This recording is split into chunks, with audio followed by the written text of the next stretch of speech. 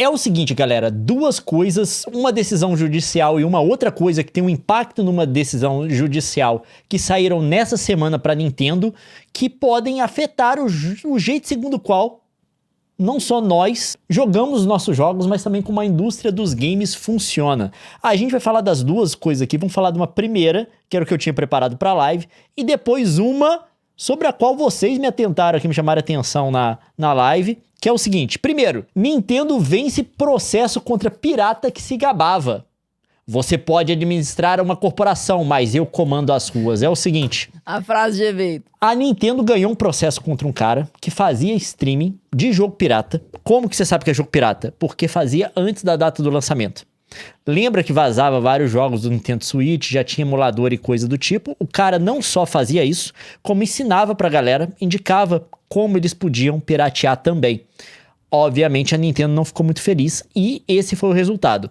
A Nintendo venceu um processo contra um streamer que pirateava jogos e transmitia ao vivo antes de seus lançamentos. O pirata Jesse Evergame Guru,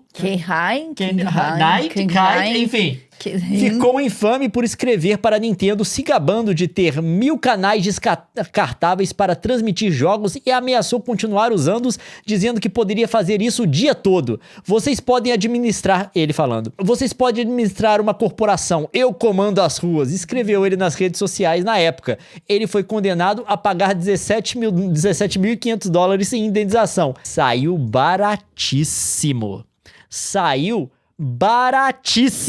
A gente critica a Nintendo por algumas, vamos colocar assim, algum ativismo judicial que ela faz aqui, de vez em quando. A gente aqui já falou de algumas coisas com as quais a gente não concordou definitivamente. Porém, eu vou dizer pra vocês, eu li os detalhes do caso aqui, não é dessa matéria específica, eu vi em algumas outras, e de fato, nesse caso aqui, a Nintendo tem total razão. Primeiro, ele quebrou um código aqui, implícito, tá? Da comunidade gamer em geral. Principalmente entre produtores de conteúdo. Você não desrespeita o embargo. Porque toda vez, mesmo que você receba um jogo antes da hora da empresa, e várias empresas fazem isso, eu já recebi vários jogos antes da hora, inclusive alguns dias antes para produzir conteúdo, você não publica nada do jogo antes da data que a empresa quer ou antes do lançamento.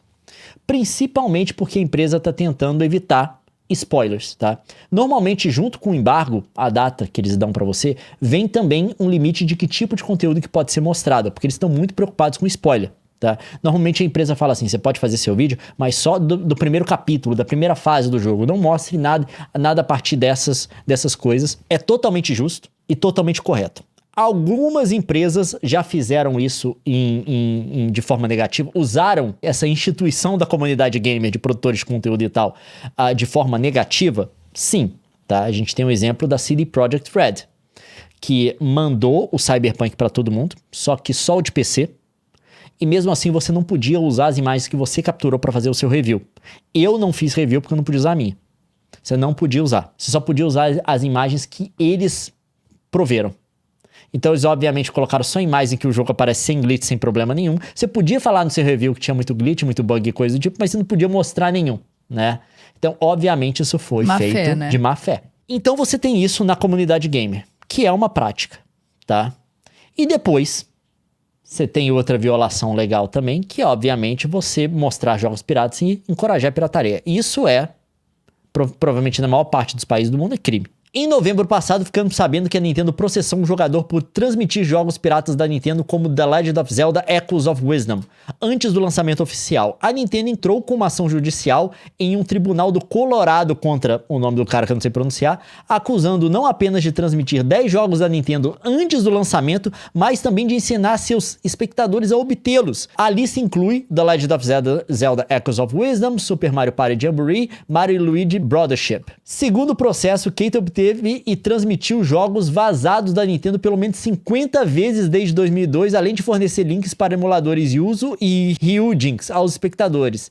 A Nintendo alegou que essas ações configuram tráfico de dispositivo de burla ilegais e insistiu que causaram prejuízos de milhões de dólares em perdas de vendas de videogame. E aí que tem um detalhe que eu tenho que colocar aqui, que é o seguinte: a Nintendo fez 2 pedidos. Primeiro, de indenização do cara, foi contra o cara, mas também pediu que toda a referência material dela também fosse destruída de sites de terceiros, tá? Que tivessem na posse de terceiros. Isso a Nintendo perdeu, nesse caso. Por quê? Segundo o Torrent Freak, que provavelmente que é de onde o cara tava passando o link pra galera baixar o treco. No entanto, o tribunal não concordou em emitir uma liminar contra terceiros anônimos, nem ordenar a destruição dos dispositivos que o cara usa para burlar os sistemas antipirataria da Nintendo, alegando que a exigência era imprecisa e razoável, sem saber quem eram esses terceiros ou quais eram especificamente os dispositivos de burla. No entanto, teve uma liminar contra o cara e, obviamente, o conteúdo dele foi tirado da internet, né? Aqui tá a página dele da Twitch que foi tirada do ar. Nesse caso aqui, obviamente que teve a tentativa, um stretch a mais da Nintendo aí de mandar tirar de sites de terceiros, né, o conteúdo, de forma abrangente, não específica, mas a parte que era específica, e o juiz negou, mas a parte que era específica contra o cara foi punido. E eu acho que a Nintendo tá completamente certa.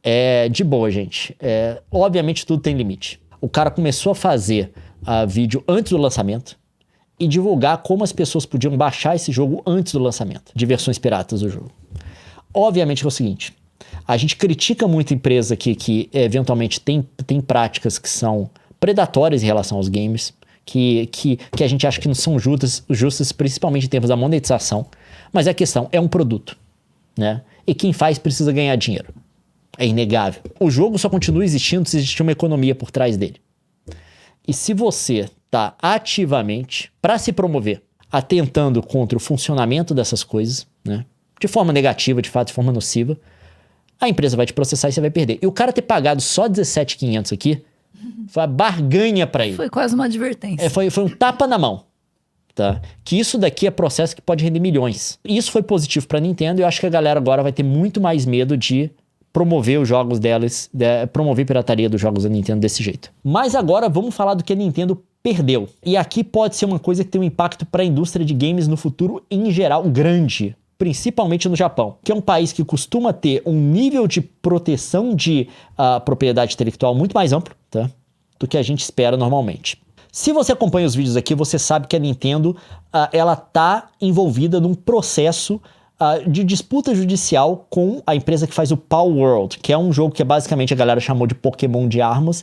Ele empresta muitas mecânicas do Pokémon para fazer o jogo, tá? E a Nintendo tá processando eles por conta de violação de propriedade intelectual.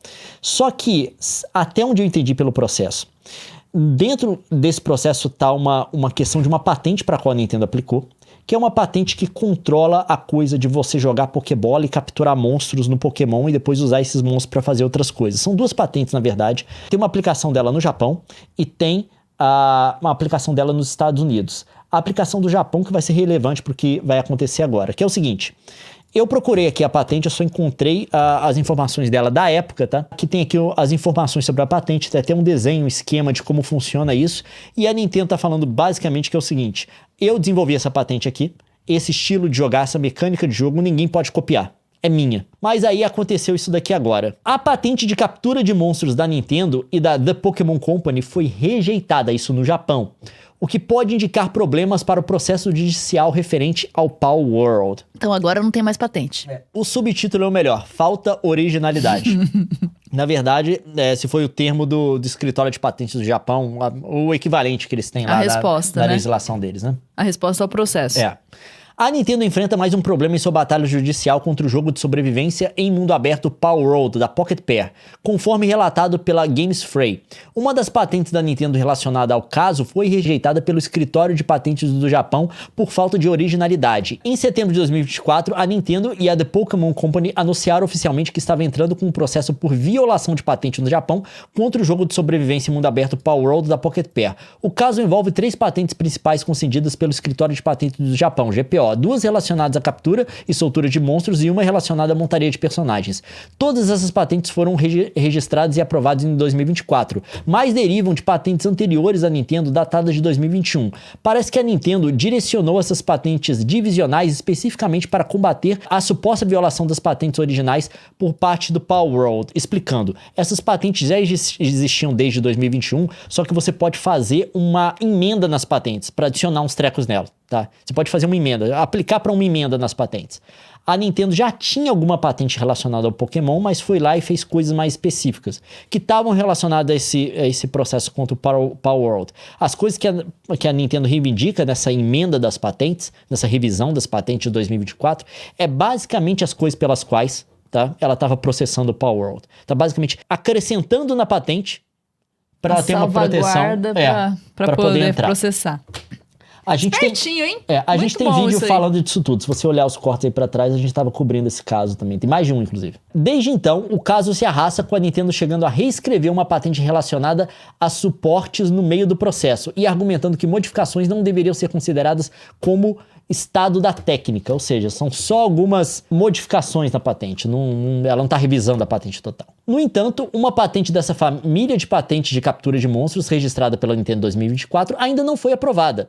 Em outubro, o escritório de patentes do Japão apontou que essa patente carece de atividade inventiva, tomando uma decisão não definitiva de rejeitar o pedido. A justificativa do escritório para a rejeição faz referência a jogos mais antigos com mecânicas semelhantes, lançados antes mesmo da data da prioridade da Nintendo, em 2021. Aí isso que tá, a Nintendo desenvolveu essa mecânica para o Pokémon. Não vou dizer que é totalmente original, a gente tem outros jogos anteriores, se eu não me engano, o primeiro que trabalhou com essa coisa de você prender monstro pra usar eles depois foi um jogo da série do... Como é que chama aquele? Shin Megami Tensei. Desculpa se você é jogador dela, tá? Eu sou ignorante, mas teve um jogo dessa franquia pra Nintendo, o Nintendinho, que tinha uma mecânica parecida. Porém, a Nintendo de fato desenvolveu essa coisa toda de você jogar uma Pokébola, de prender um monstro e coisa do tipo. Na franquia do Pokémon, a Nintendo jogou a Game Freak, que depois... junto com a Nintendo, Pokémon Company, que é dono da franquia. Só que eles não registraram lá atrás, eles registraram em 2021, o que dá um problema para você. Porque desde 2021, antes de 2021, vários jogos já tinham incluído essa mecânica e a inclusão desse tipo de mecânica não tinha sido disputado pela Nintendo. E a gente vai falar que até a Nintendo gerou problema para ela mesma.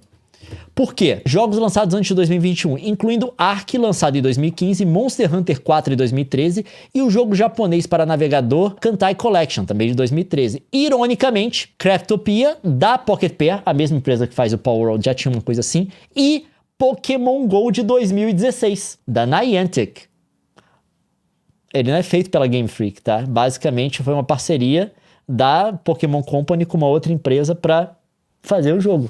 Então isso antecede a patente, se eu entendi isso direito. Eles mesmos podem ter complicado a situação deles mesmos, a aplicação de patente deles, porque já agora tem um jogo de uma outra empresa que é a Niantic que tem essa função, que antecede a deles, que antecede a aplicação da patente. Embora essa decisão não vinculativa e não definitiva do escritório de patentes do Japão de rejeitar o pedido não afete diretamente o processo, ela ainda pode influenciá-lo como observado pelo GameFly. Isso ocorre porque o pedido de patente rejeitado, aí tá os números deles aqui, está intimamente relacionado às duas principais patentes de captura de monstros, que estão sendo usadas contra o Power World nesse processo. Então, se eu não me engano, foi o pedido de mudança deles. E aí que tá.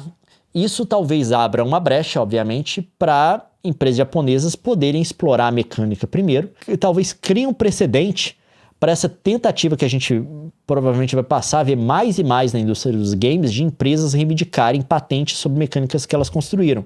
Mecânicas que têm vários anos, né? O Pokémon, a mecânica de captura é da década de 90. Bizarro, né? Se eu não me engano, o primeiro jogo que fez isso, ou pelo menos o primeiro que teve uma repercussão grande, foi o sistema de Nemesis do Senhor dos Anéis. O Shadows of Mordor, se não me engano. Uhum. Eles criaram patente, você não pode copiar. Mas várias empresas estão olhando isso agora, olhando no catálogo antigo delas e olhando assim, o que a gente pode salvaguardar disso daí, pra ninguém copiar, né? Caramba, mas agora no andar talvez... da carruagem muita gente já fez, né? E aí? Talvez isso aqui jogue um copo de água fria em cima disso. Não um balde, pelo menos um copo. E isso é importante no Japão, que é... Vamos colocar assim, para games, ou para o desenvolvimento de games hoje em dia, se não é mais o principal país, é pelo menos o segundo maior. Talvez os Estados Unidos tenham tomado essa liderança.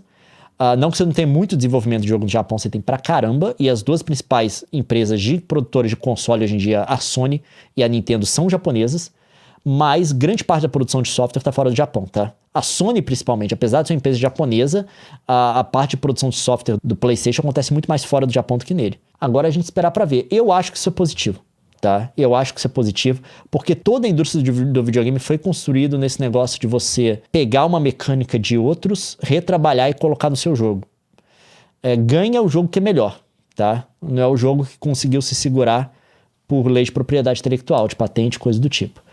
Então, eu acho que isso é positivo, tá? Eu acho que isso é positivo. Acho que deveria ser proibido patentear mecânica de jogo, sinceramente. Eu vi um comentário no chat que eu achei interessante, porque se você considerar a arte, né? A mecânica seria equivalente a um gênero musical. Eu não sei quem fez o comentário no chat, mas estou aqui de memória uma trazendo. Escala, né? Uma escala. Não, por exemplo, você vai patentear a bossa nova? O samba? Vai patentear o estilo do negócio? O estilo musical seria o gênero de jogo. É igual se você pudesse patentear, tipo assim, Metroidvania, sabe? Eu acho que isso daí é bem você patentear, em termos de música, tipo uma escala. Escala pentatônica. Ninguém pode usar em música nenhuma agora. É minha. Que é uma coisa intrínseca da arte de tocar alguma coisa.